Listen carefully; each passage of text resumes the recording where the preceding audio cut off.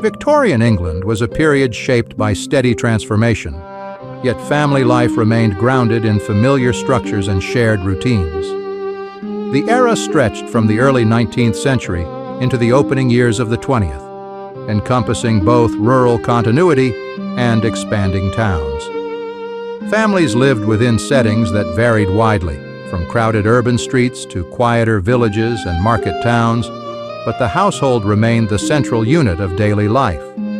Within these homes, people shared space, labor, and time in ways that reflected long-standing customs as well as gradual social change. The Victorian household was not defined solely by parents and children. It often included extended family members, such as grandparents, unmarried relatives, or younger kin sent to live with better-off relations.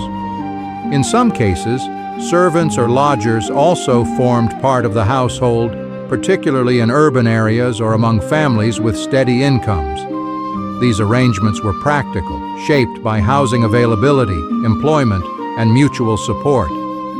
Living together allowed families to pool resources and labor, creating stability in an environment where individual independence was less common. Setting played an important role in shaping how families lived together. In industrial towns, homes were often built close together, arranged in terraces or rows. Space was limited, and families adapted by sharing rooms and coordinating daily activity carefully. In smaller towns and rural areas, houses were more spread out, though still modest in size.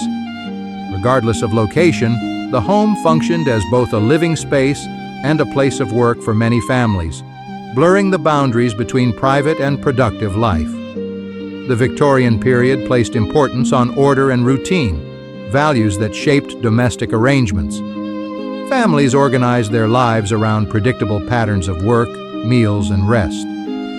These routines provided structure and reassurance, particularly as the wider world became more complex through industrial growth and expanding cities.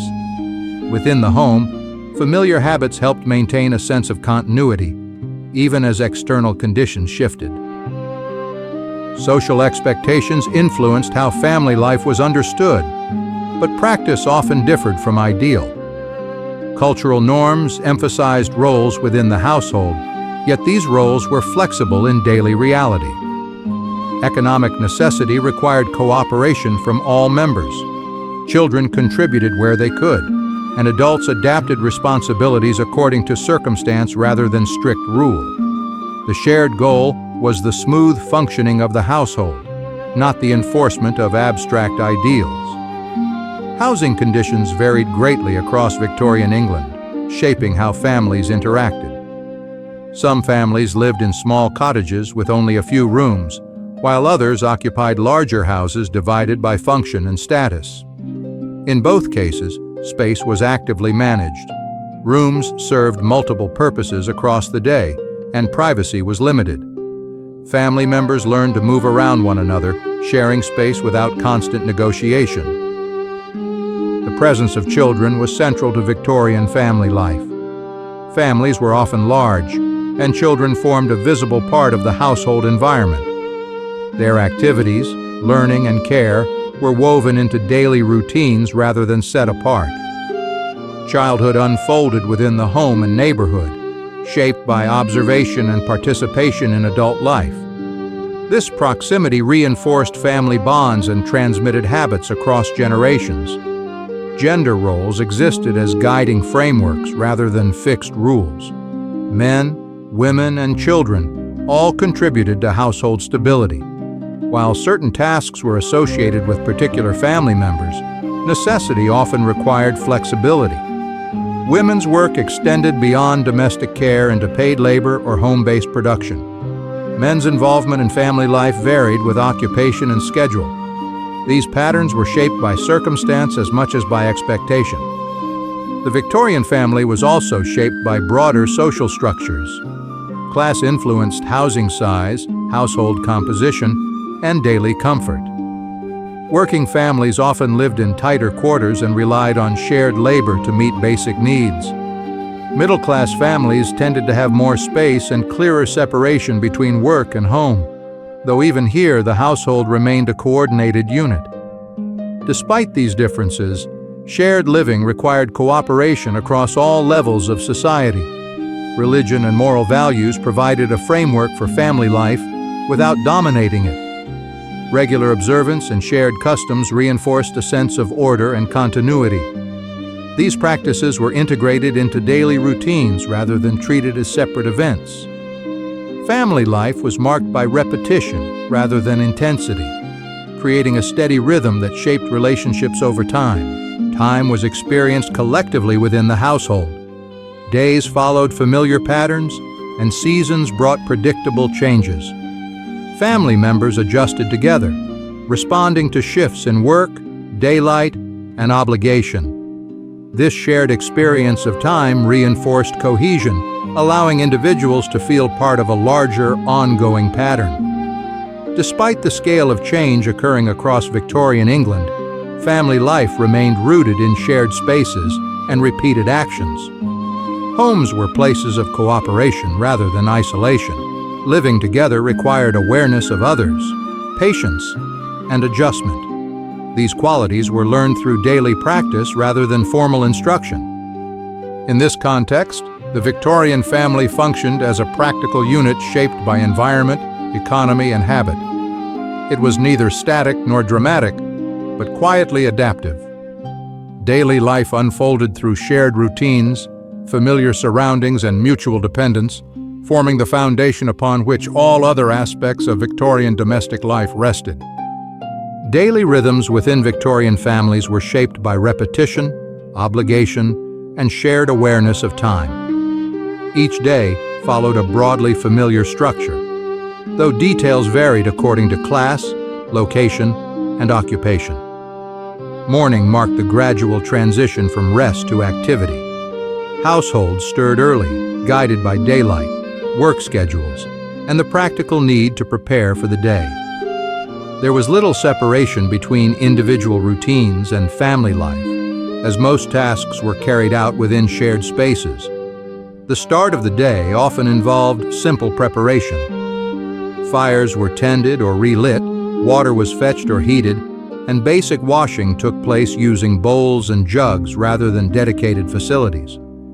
These actions were repeated daily, forming habits that required little thought. Family members moved around one another with familiarity, each aware of the timing and sequence of shared tasks. Even in crowded homes, this coordination developed naturally through repetition. Work shaped the structure of the day. In families where members worked outside the home, departures followed regular patterns. Fathers, older children, or mothers engaged in paid labor left at set times, often together with neighbors.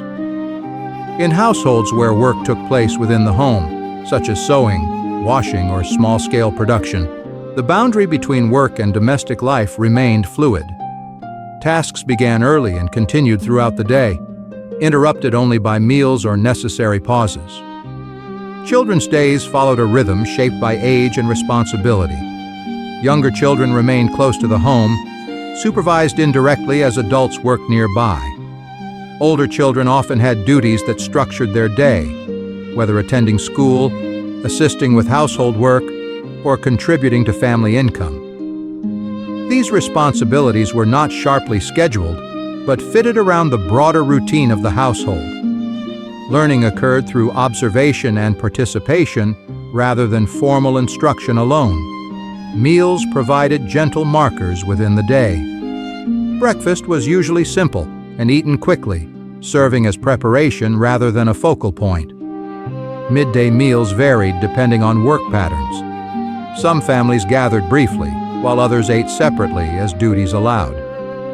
Evening meals were more likely to be shared, marking a gradual slowing of activity. These moments brought family members together without ceremony, reinforcing connection through routine. Household work continued steadily throughout the day. Cleaning, cooking, mending, and maintenance were ongoing processes rather than discrete tasks. Because homes were used continuously, upkeep required constant attention. Work was paced to allow for rest and adjustment. There was an understanding that not all tasks could be completed at once. Instead, effort was spread across hours and days, creating a steady flow of activity. Time was measured through familiar signals rather than precise instruments. Clocks were present in some homes, but many families relied on habitual timing, public clocks, or church bells. These markers provided structure without urgency. Punctuality was valued, but flexibility remained necessary. Families adjusted to delays, interruptions, and variations without distress, as routine allowed for accommodation. Evenings brought a noticeable change in pace. As daylight faded and work concluded, families gathered indoors. Fires were tended, lamps were lit, and activity became quieter. Tasks shifted toward those that required less light or effort, such as sewing, reading, or quiet conversation. These hours allowed for shared presence rather than productivity, though useful work often continued. Rest was integrated naturally into daily life. Short pauses occurred during work, particularly when tasks required waiting or observation. Sitting briefly, sharing a drink, or standing quietly were accepted forms of rest. Nighttime brought longer periods of sleep, though conditions varied. Family members often shared beds or rooms, adapting to available space. Sleep followed routine rather than strict schedules, shaped by fatigue and necessity. Weekdays and Sundays differed slightly in rhythm. Sundays were marked by reduced work and increased attention to family and religious observance. The pace slowed, and activities shifted toward rest and reflection. Meals might take longer, and families spent more time together. These changes were familiar and expected, providing variation without disruption. Seasonal change influenced daily routines subtly but persistently. Longer days in summer allowed for extended activity, while shorter winter days compressed schedules. Families adapted by adjusting mealtimes, work patterns, and indoor activity. These changes were gradual and predictable, reinforcing a sense of time rooted in natural cycles rather than fixed dates. Illness, fatigue, or special circumstances required adjustment, but routines remained resilient. When one family member was unable to contribute fully, others adapted quietly. Tasks were redistributed, and expectations shifted temporarily. This flexibility was essential to maintaining household stability. Routine provided a framework within which variation could occur without disorder. Sound and silence alternated naturally throughout the day. Mornings were often busy and audible, while afternoons settled into quieter concentration. Evenings brought softer sounds of conversation, movement, and domestic activity. These patterns created a familiar sensory environment that shaped how time was experienced within the home. The repetition of daily life provided reassurance. Though individual days differed in detail, their structure remained recognizable. This predictability supported cooperation and reduced uncertainty. Family members learned what to expect from one another, allowing shared living to function smoothly. Through these rhythms, Victorian families experienced time collectively. Daily life was not divided into sharply defined segments, but flowed steadily from one activity to the next. Routine shaped relationships, reinforcing connection through shared habit rather than explicit expression.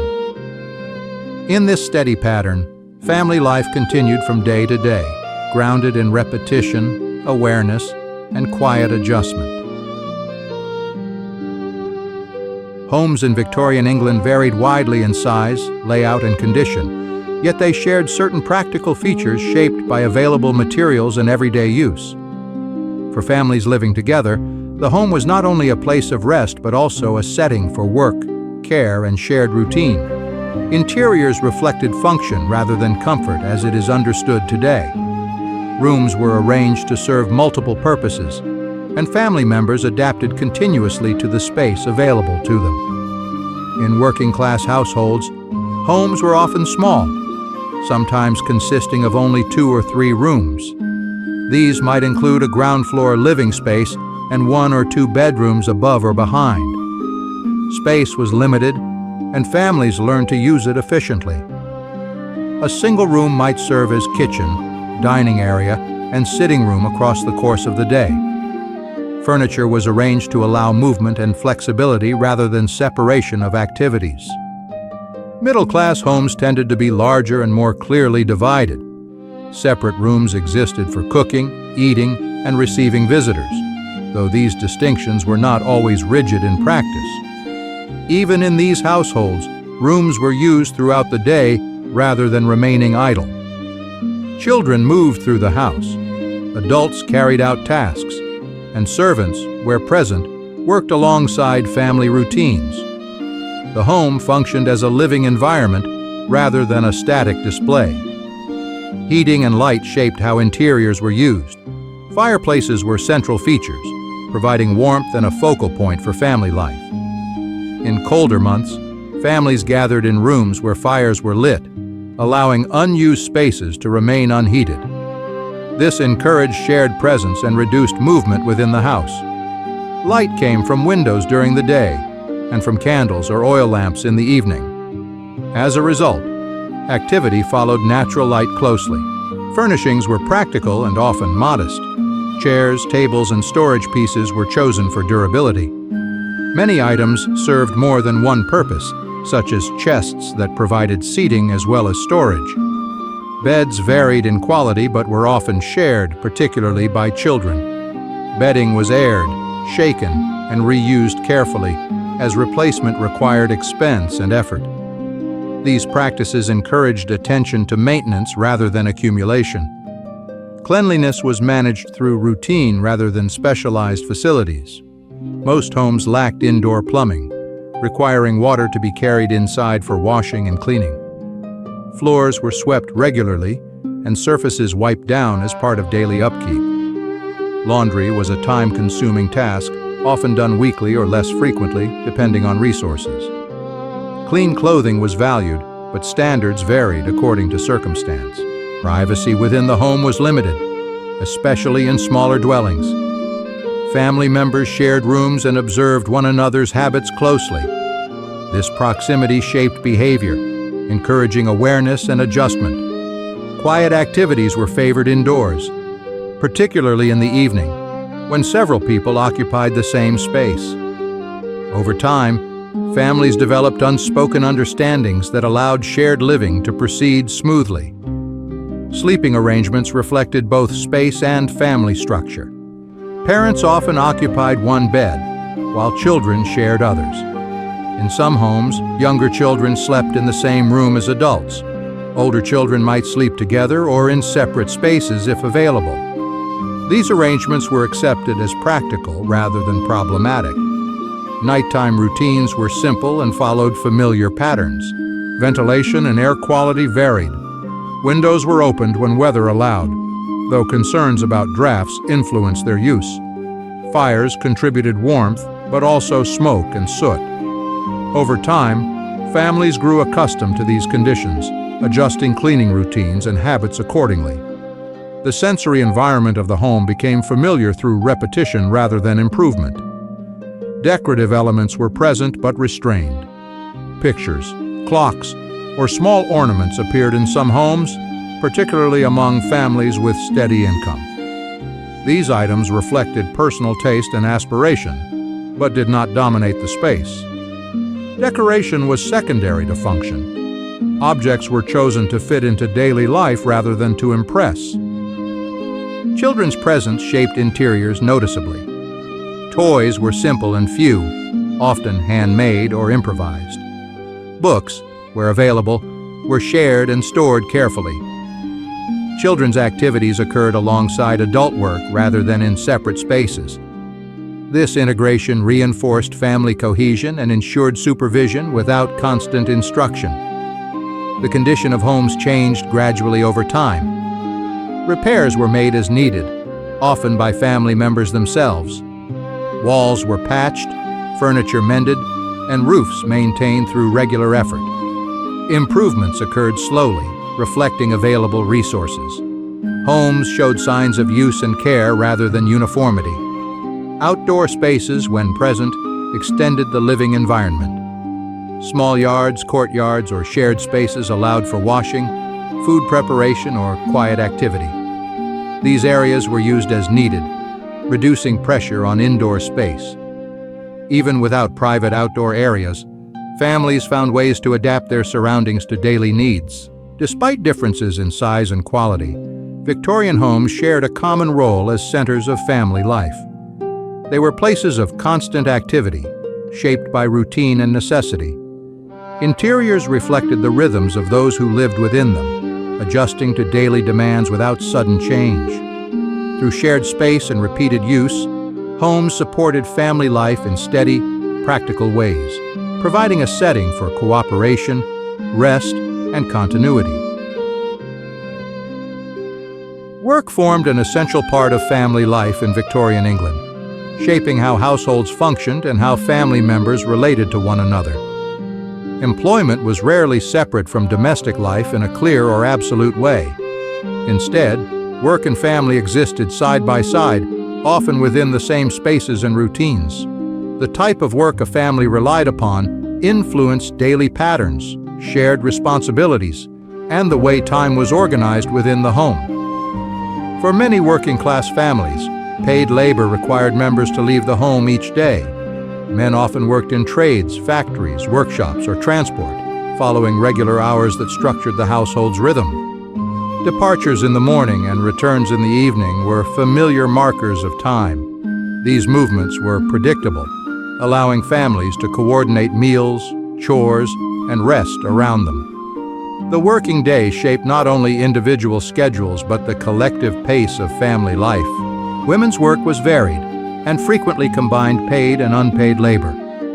Many women worked within the home, taking in laundry, sewing garments, preparing food for sale, or caring for children while contributing economically where possible.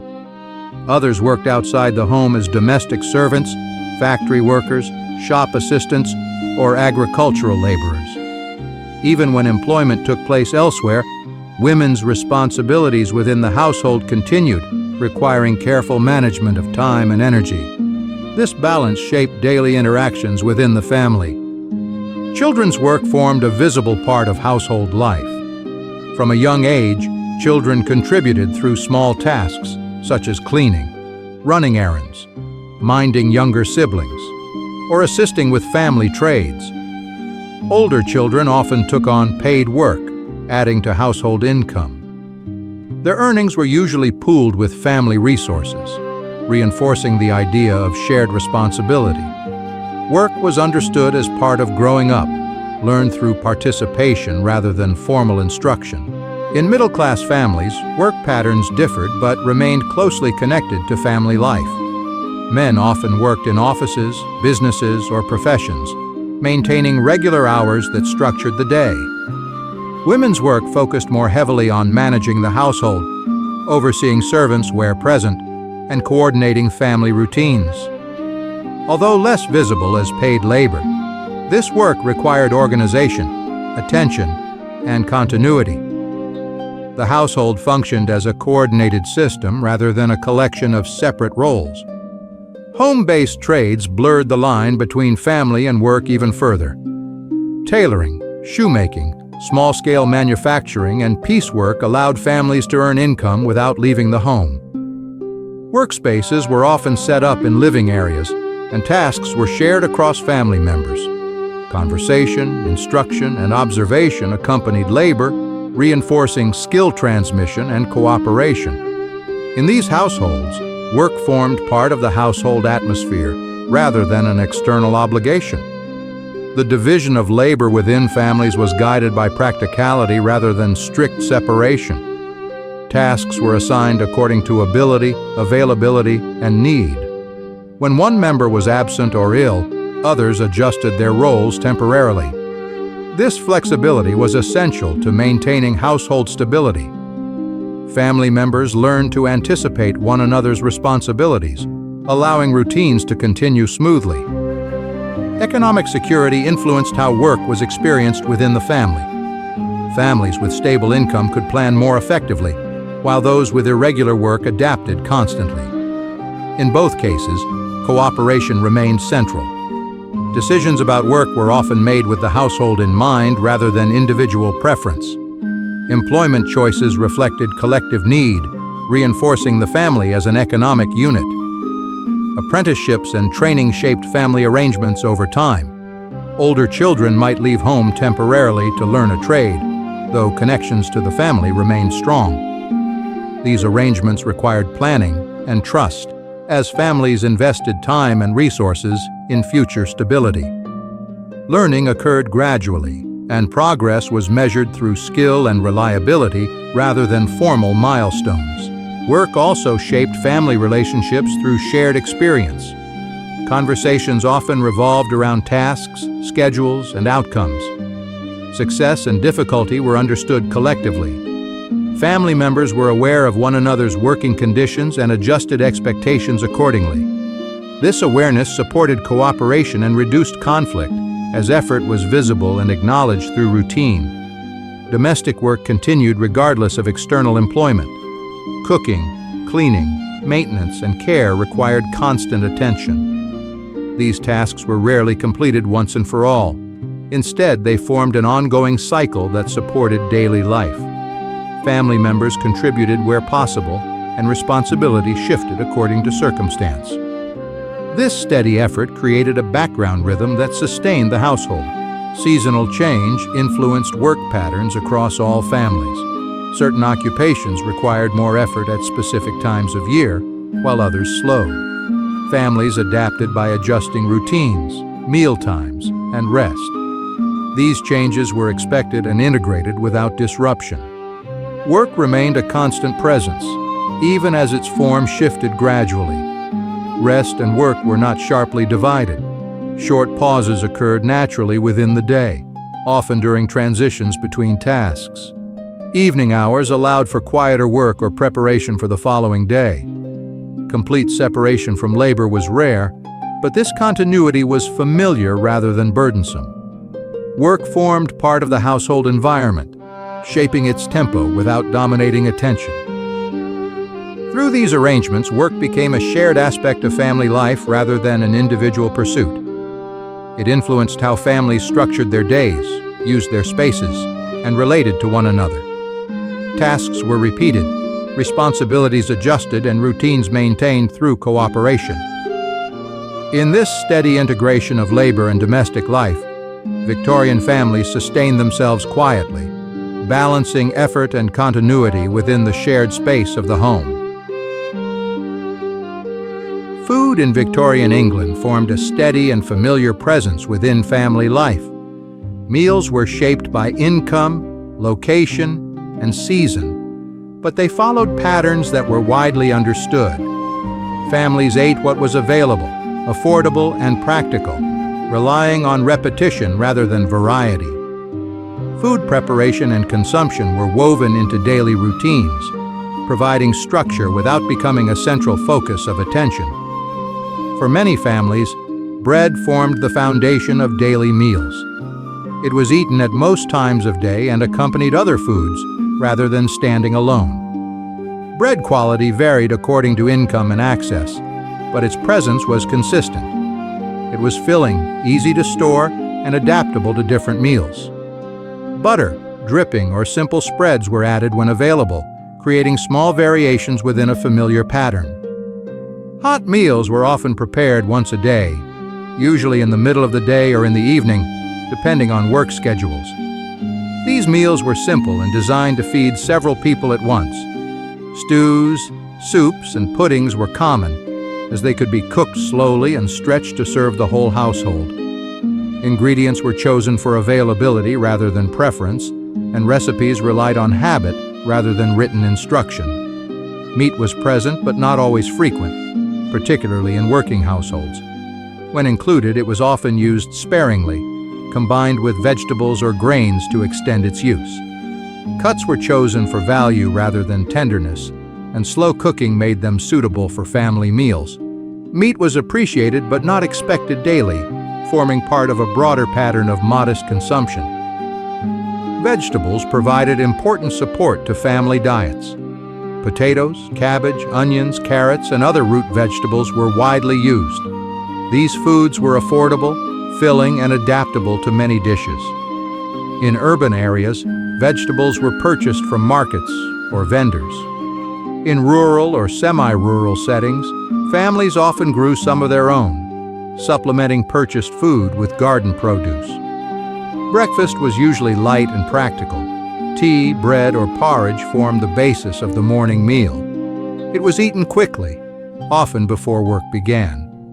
The purpose of breakfast was preparation rather than leisure. Children and adults alike participated, with little distinction between meals for different family members. Tea became an established part of daily life across much of Victorian England. It was consumed at various times, often in the late afternoon or early evening. Tea provided warmth and a pause in activity. It was usually accompanied by bread or small baked items when available. The act of sharing tea reinforced routine and offered a predictable moment of gathering within the day. Food preparation required steady attention. Most cooking took place over a fire or stove, using a limited range of equipment. Pots, pans, and ovens were managed through experience rather than precise measurement. Timing was learned through repetition, and meals followed familiar patterns. Cooking was rarely experimental. Instead, it focused on producing reliable results that could be shared easily. Shopping for food formed part of regular routine. Families purchased supplies daily or weekly, depending on storage capacity and income. Markets, shops, and street vendors provided access to food, though choices were limited by budget. Planning was informal, guided by habit and necessity rather than written lists. Familiar routes and cellars formed part of the household's rhythm. Food storage was an ongoing concern. Without refrigeration, families relied on cool spaces, cupboards, and careful timing. Leftovers were used promptly, often incorporated into the next meal. Waste was avoided where possible, as food represented both cost and effort. This attention shaped how meals were prepared and served, encouraging moderation and reuse. Children's relationship with food developed through participation. They observed preparation, assisted with simple tasks, and ate alongside adults. There was little separation between children's meals and family meals. This shared experience reinforced family cohesion and transmitted habits across generations. Taste preferences developed gradually through familiarity rather than choice. Table manners existed but were adapted to circumstance. In smaller homes, meals were eaten where space allowed, sometimes standing or seated on benches. Utensils were simple, and hands were often used. Cleanliness was valued within practical limits. These habits were learned through observation and repetition rather than instruction. Special occasions brought modest changes to meals. Holidays or family events might include additional dishes or ingredients. These variations were anticipated but remained restrained. Afterward, families returned to familiar meals without difficulty. Food served as a marker of occasion, without altering daily routine. Drinks accompanied meals according to availability. Tea was common, and milk was used where accessible. Water was consumed when safe sources were known. Alcoholic drinks appeared in some households but were not central to daily meals. Drinking habits reflected routine rather than indulgence. The preparation and sharing of food reinforced family structure.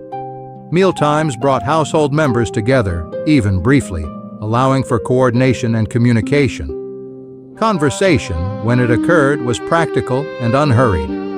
Meals provided moments of shared presence without demanding attention.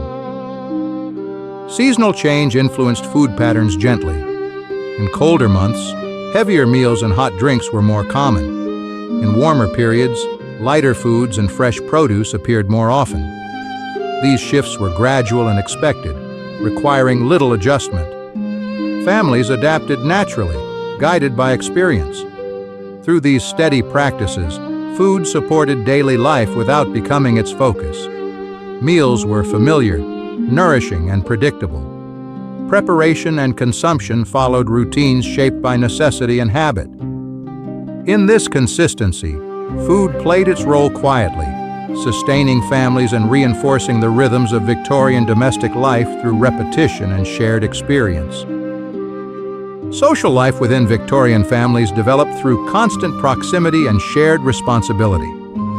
Because families lived closely together, often in limited space, relationships were shaped by daily interaction rather than formal expression. Family members spent much of their time in one another's presence, working, eating, and resting within the same rooms. This closeness encouraged familiarity and awareness, forming bonds that were maintained through habit and routine, rather than deliberate effort. The family unit functioned as a cooperative group. Decisions were made with the household in mind, and individual needs were balanced against collective stability. Authority within the family existed, but it was exercised through example and expectation more than instruction. Parents guided children through daily behavior, and older siblings often assisted in this process. Learning occurred through observation, with social norms reinforced quietly over time. Extended family relationships played an important role in Victorian life. Grandparents, aunts, uncles, and cousins were often present within the same household or nearby. These relationships provided additional support, particularly in times of illness or transition. Shared living arrangements allowed care to be distributed among several adults, reducing pressure on any one individual. Knowledge and memory were passed down through these connections, linking generations through daily contact. Neighbors formed an extension of family social life. In densely populated areas, households lived close together, and interactions were frequent. Shared walls, courtyards, and streets created regular contact. These encounters were brief and practical, involving conversation, assistance, or shared observation. Over time, familiarity developed, creating informal networks of support that complemented family relationships. Community spaces such as streets, markets, and places of worship provided settings for social interaction beyond the home. Families participated together in these spaces, reinforcing shared identity. Attendance at religious services, for example, was a common activity that brought families into regular contact with others. These gatherings followed predictable patterns and reinforced social order without demanding attention or excitement. Children's social development occurred largely within the family and immediate neighborhood. Play took place near home, supervised indirectly by adults engaged in their own tasks. Through these interactions, children learned cooperation, restraint, and shared responsibility. Disagreements were addressed quietly, often through redirection rather than confrontation. Social behavior was shaped through repetition rather than formal correction. Friendships developed gradually and were often linked to family connections or proximity. Relationships were reinforced through shared routine rather than deliberate choice. People became accustomed to one another's presence, and familiarity fostered trust. Social interaction was steady and predictable, fitting into daily life without disruption. Social expectations influenced behavior within families.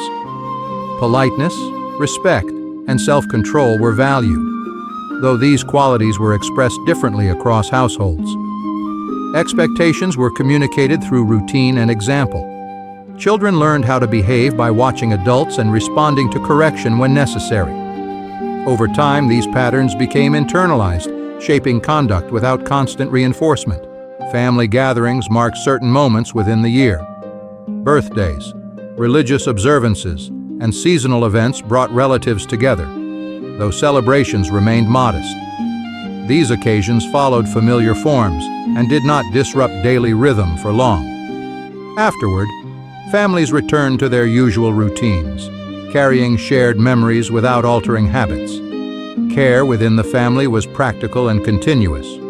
Illness, aging, or injury required adjustment, and family members responded by sharing tasks and providing assistance. These responses were expected and integrated into daily life. Care was offered quietly, without ceremony, reflecting the understanding that support was a natural part of shared living. Communication within families was steady and restrained.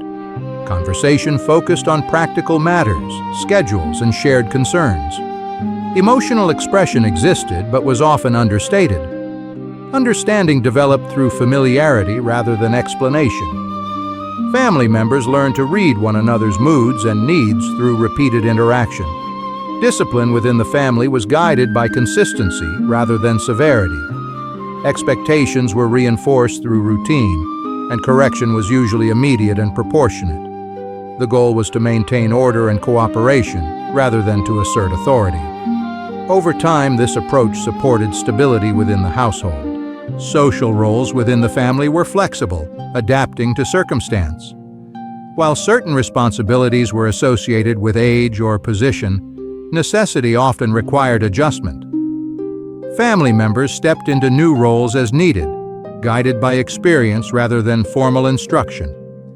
This flexibility supported resilience, allowing families to adapt without disruption. Public and private life were closely connected. Family reputation mattered, and behavior reflected not only on individuals, but on the household as a whole. This awareness encouraged consideration and restraint. Social conduct was shaped by the understanding that actions were observed and remembered within the community.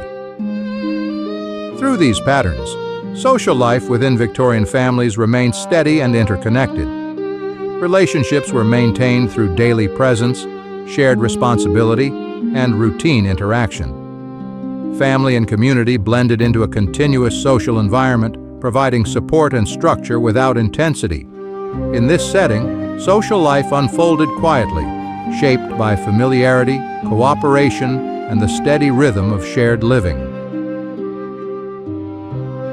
Leisure within Victorian family life was quiet, habitual, and closely connected to the rhythms of work and home. Free time was not sharply separated from daily responsibility. Instead, moments of rest and recreation emerged naturally when tasks allowed. These activities were simple, familiar, and often shared, fitting easily into the household environment without requiring special preparation or dedicated spaces. Evenings provided the clearest opportunity for leisure. As work slowed and daylight faded, families gathered indoors. Lamps were lit, fires tended, and activity became calmer. The household shifted from productive labor to quieter pursuits. These hours were predictable and unhurried, offering a sense of closure to the day. Leisure during this time did not seek excitement, but continuity and ease. Conversation formed one of the most common evening activities. Family members talked while seated near the fire or engaged in small tasks.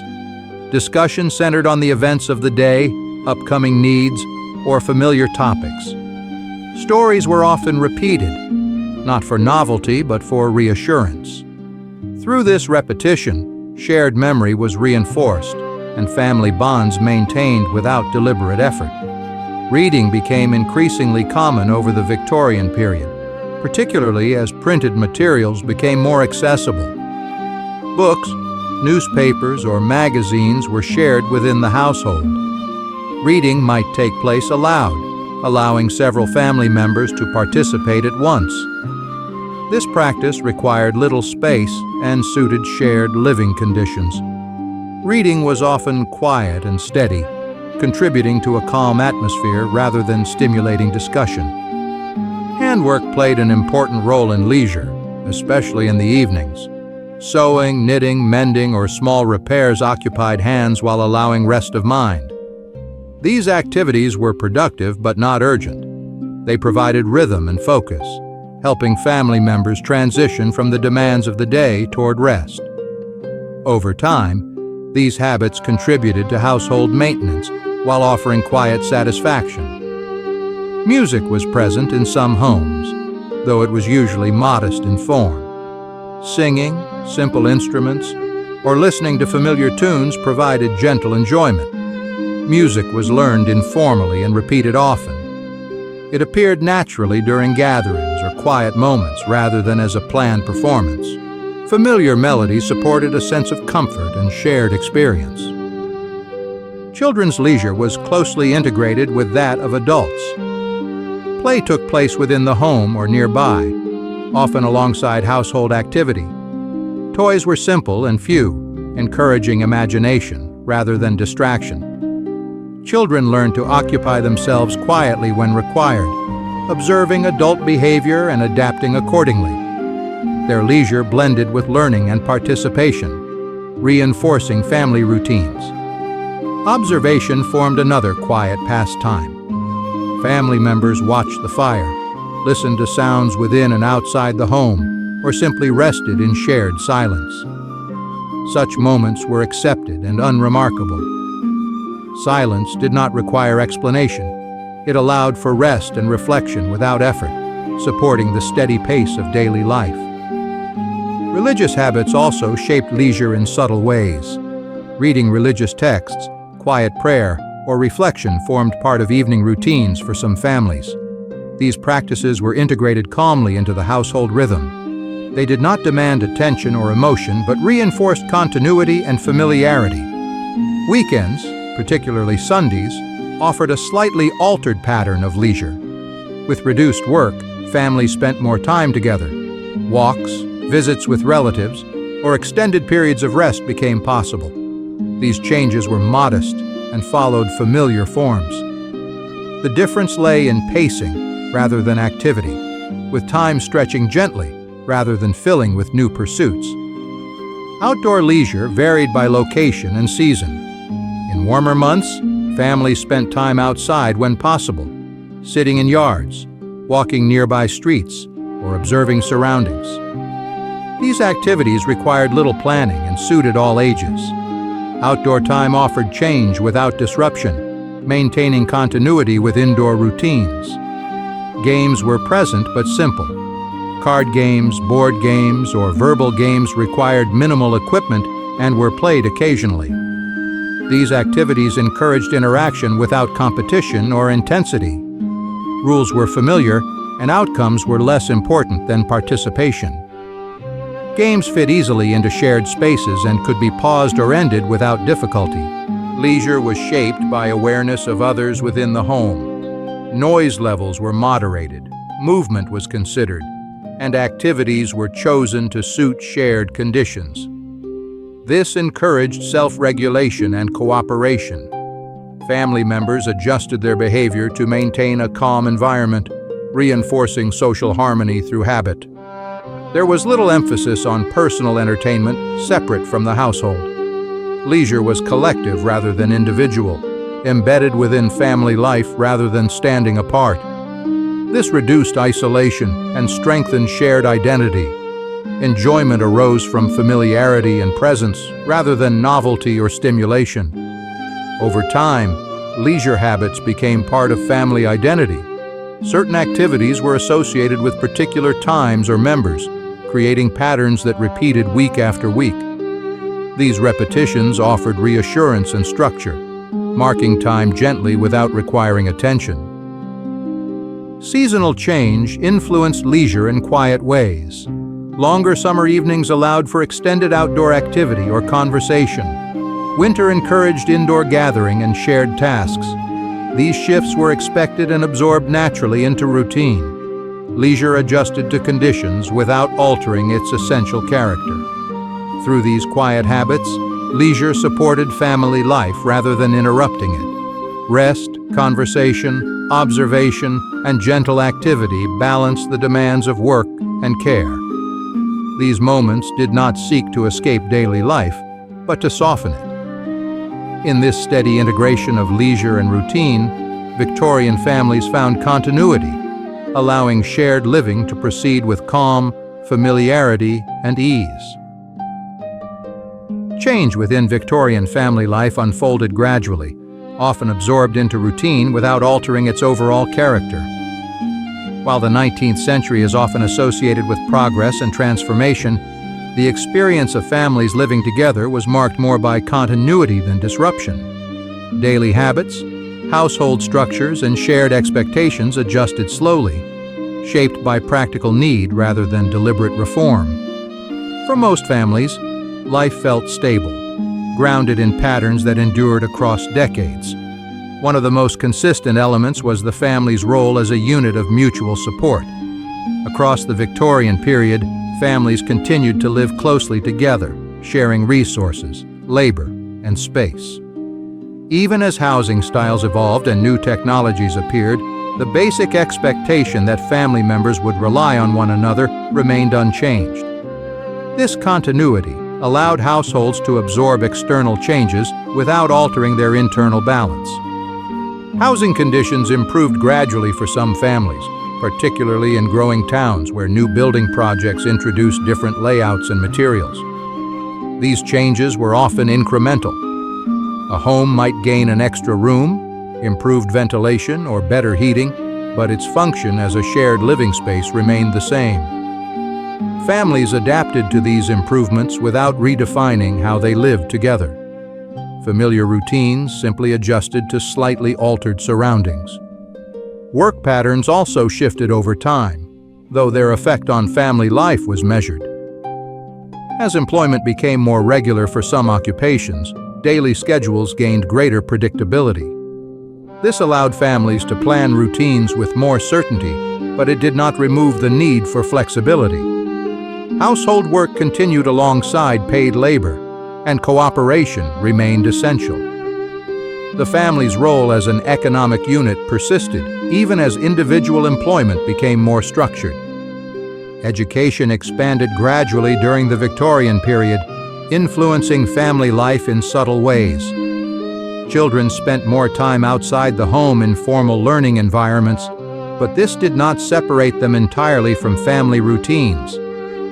Learning complemented household life rather than replacing it. Children returned home daily, bringing new knowledge into familiar settings.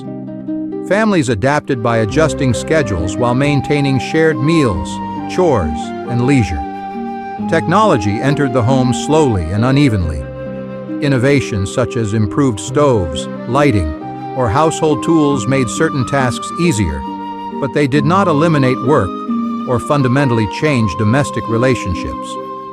Instead, these tools were incorporated into existing routines. Families learned their use through practice, fitting them into daily life without abandoning established habits. Social expectations surrounding family roles also evolved gradually.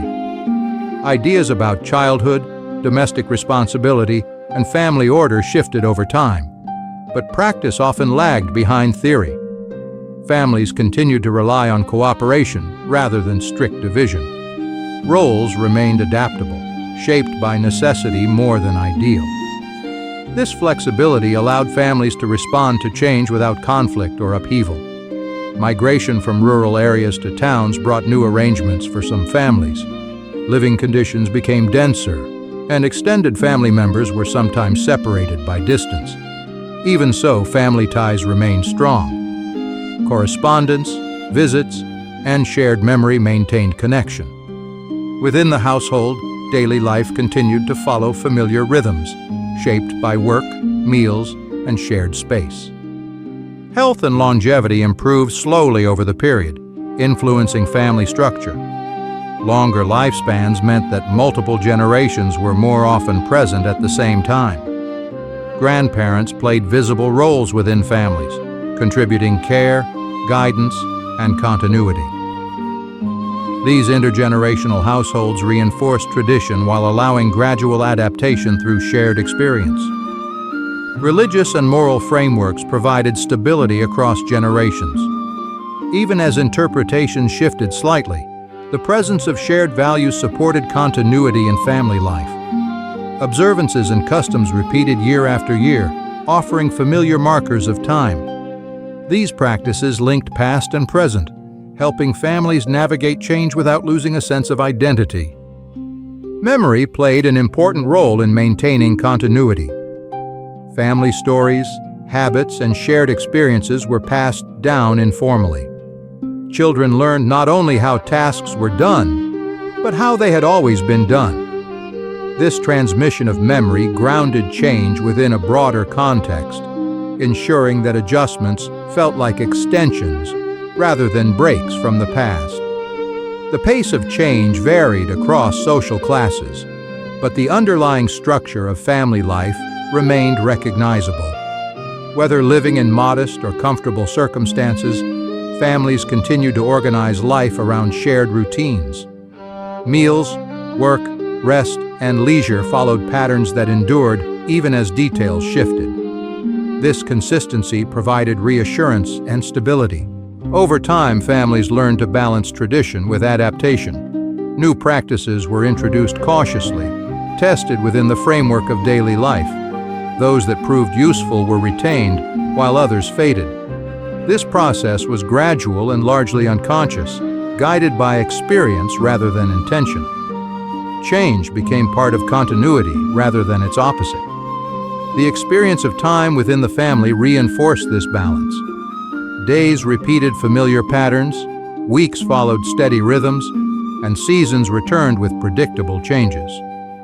Against this background, broader developments felt distant. Families experienced history not as a series of events, but as a slow accumulation of small adjustments within an enduring structure. By the end of the Victorian period, family life had evolved, but its foundations remained intact. Living together continued to mean shared space, shared responsibility, and shared routine.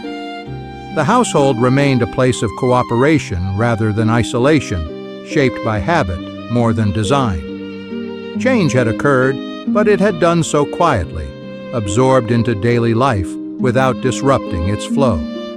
In this way, Victorian families moved forward while remaining rooted in familiar ways of living. Continuity provided strength, allowing adaptation without loss of identity. Daily life unfolded steadily, shaped by repetition, memory, and shared experience. Through this gentle balance of change and permanence, family life endured, maintaining its essential character across time.